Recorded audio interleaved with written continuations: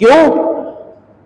جب نبی کریم صلی اللہ علیہ وسلم کے صحابہ کسی کو دعوت دینے کے لیے جاتے تھے تو وہ یہ نہیں کہتے تھے، وہ کسی کو تقریر کر کے سمجھاتے نہیں تھے، وہ کسی کے سامنے بیان نہیں کرتے تھے، وہ اسلام کی حقانیت کی دلیل نہیں دیتے تھے، وہ ایک جملہ بولتے تھے، بس اگر یہ جملہ تمہیں سمجھ میں آتا ہے اسلام میں آ جاؤ، نہیں آتا تمہاری مرضی۔ اور وہ جملہ کیا ہوتا تھا؟ فرماتے تھے کہ کونوا مثلنا، ہماری طرح بن جاؤ۔ صحابہ کرام کیا بولتے تھے؟ ہماری طرح بن جاؤ۔ آج کوئی انسان کہہ سکتا ہے، آج کوئی مسلمان کہہ سکتا ہے کہ تم میری طرح بن جاؤ؟ 100 ایپ نکال دیں گے۔ کوئی مولوی کہہ سکتا ہے، کوئی پیر کہہ سکتا ہے لوگوں کو کہ میری طرح بن جاؤ؟ پتہ نہیں آپ کتنے ایپ نکالیں گے، اور ہیں بھی صحیح۔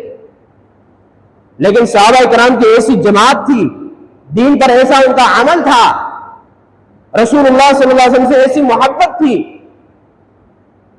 کہ گویا کہ وہ چیلنج دے رہے ہیں کہ ہمارے اندر کمی نکال کر کے دکھاؤ کہ ہم نے دین کے کون سے حکم پر عمل نہیں کیا، ہم نے دین پر 100% عمل کر کے دکھایا ہے، اللہ سے محبت کو اور رسول اللہ صلی اللہ علیہ وسلم کی محبت کا حق نبھا دیا ہے۔ تو ایسی جماعت تھی۔ مسلمان تو کیا، کسی بھی چیز میں کمال تب ہوتا ہے کہ جب دشمن بھی گواہی دے۔ کسی کی کامیابی کا دشمن جب گواہ بن جائے تو اصل کامیابی وہ ہوتی ہے جب مخالف کی زبان سے، جب آپ کے دشمن کی زبان سے آپ کے لیے تعریفی کلمات جاری ہو جائیں، تو تب آپ سمجھیں کہ ہاں واقعی یہ آدمی کامیاب ہے کہ جو موافق لوگ ہیں وہ تو گواہی دے رہے ہیں، لیکن جو دشمن لوگ ہیں وہ بھی گواہی دے رہے ہیں۔ میں آپ کو ایک واقعہ بتاتا ہوں۔ رسول اللہ صلی اللہ علیہ وسلم نے جنگ کے لیے ایک جماعت کو بھیجا صحابہ اکرام کی، غزوہ موتا کے لیے، اور جب وہ جماعت جانے لگی تو نبی کریم صلی اللہ علیہ وسلم نے فرمایا کہ تمہارا جو قائد ہے، جو تمہارا امیر ہے، اس مسلمانوں کے لشکر کا جو امیر ہے وہ زید بن حارثہ ہے۔ زید بن حارثہ کے ہاتھ میں جھنڈا دیا کہ جاؤ اس لشکر کی قیادت کرو، اس کو امیر بنایا۔ اب نبی کریم صلی اللہ علیہ وسلم مدینہ المنورہ میں مسجد نبوی میں تشریف فرمائے اور فرما رہے ہیں کہ اگر زید شہید ہو جائے، جھنڈا زید بن حارثہ کے ہاتھ میں ہوگا، اگر زید بن حارثہ شہید ہو جائے تو جعفر بن عبد المطلب وہ اس جھنڈے کو اٹھائے گا، اگر وہ بھی شہید ہو جائے تو عبداللہ بن رواحہ وہ اس جھنڈے کو اٹھائے گا، اگر وہ بھی شہید ہو جائے تو پھر جس پر مسلمان اتفاق کر لے وہ جھنڈا مسلمانوں کا اٹھائے گا۔ ایک یہودی نے یہ بات سنی، مسلمان نہیں تھا، یہودی تھا، اس نے بات سنی، کہا کہ اللہ کی قسم یہ تینوں شہید ہو جائیں گے۔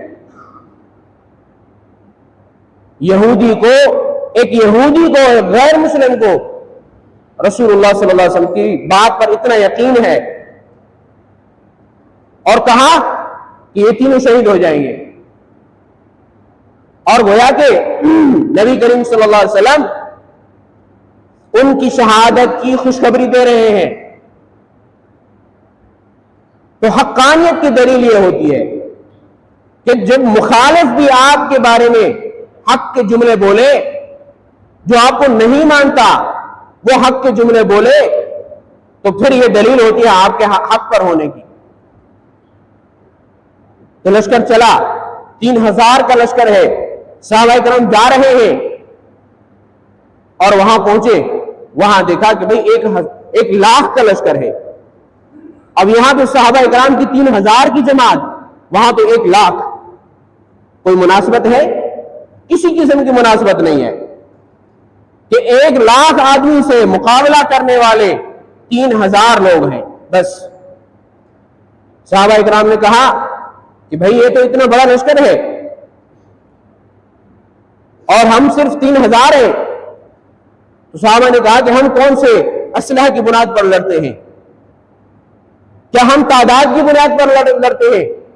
ہم تعداد کو نہیں دیکھتے، ہم کثرت کو نہیں دیکھتے، ہم اسلحہ کو نہیں دیکھتے، ہم ساز و سامان کو نہیں دیکھتے، ہم ایمان کی بنیاد پر لڑتے ہیں، ہم توکل کی بنیاد پر لڑتے ہیں، ہم اللہ پر بھروسے کی بنیاد پر لڑتے ہیں، اللہ سے محبت اور رسول اللہ صلی اللہ علیہ وسلم کی عشق میں اپنی جانوں کا نذرانہ پیش کرتے ہیں، لڑیں گے ان سے۔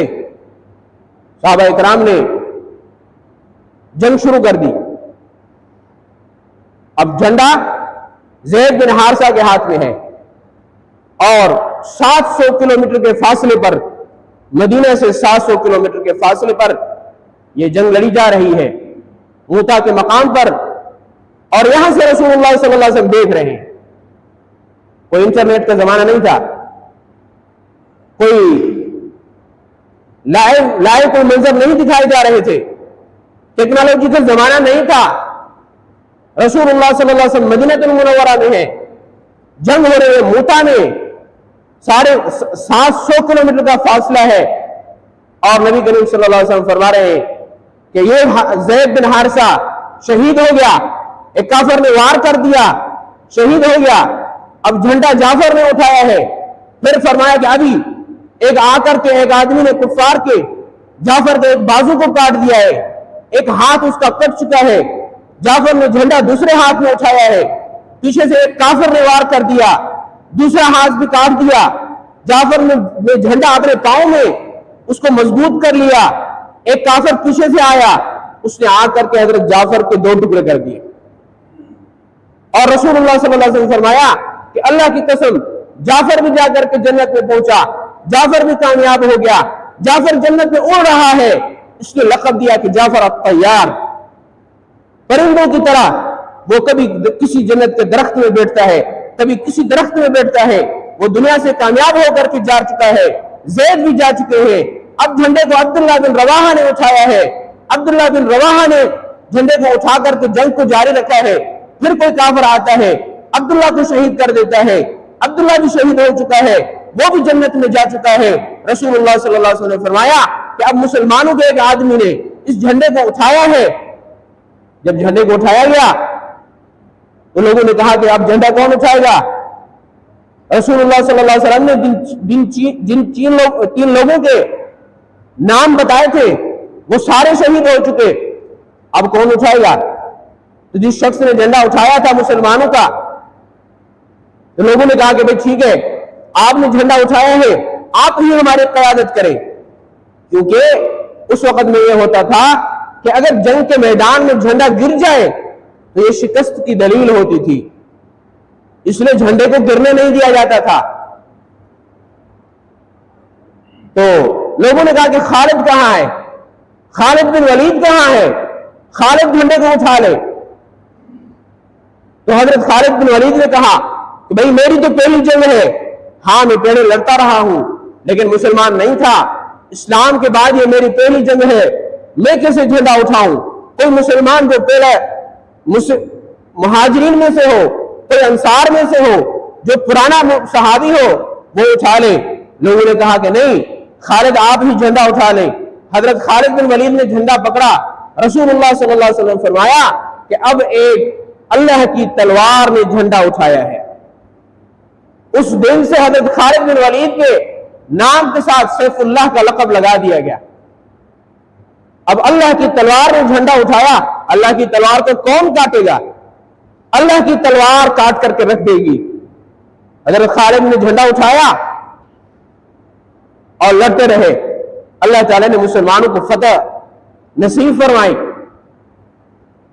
اب دیکھیں، وہ یہودی تھا، اس نے کہا کہ مجھے یقین ہے کہ یہ 3 آدمی شہید ہو جائیں گے، اور شہید ہوئے۔